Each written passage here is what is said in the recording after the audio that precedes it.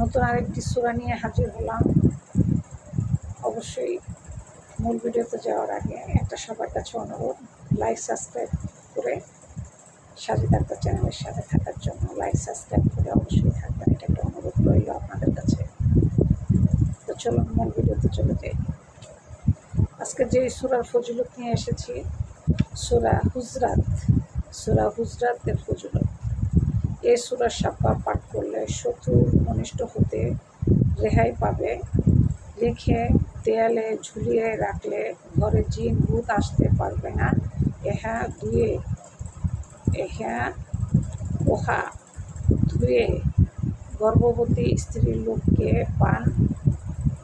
পান করালে গর্ভ নিরাপদ থাকে এবং তার সন্তানের দুধ বৃদ্ধি পাবে। তো সূরা হুজরাত এর ফজিলত সম্পর্কে আজকে আমরা জানলাম। আশা করি বুঝতে পেরেছেন সূরা হুজরাত এর ফজিলত। তো পুরো ভিডিও জুড়ে থাকার জন্য অসংখ্য ধন্যবাদ।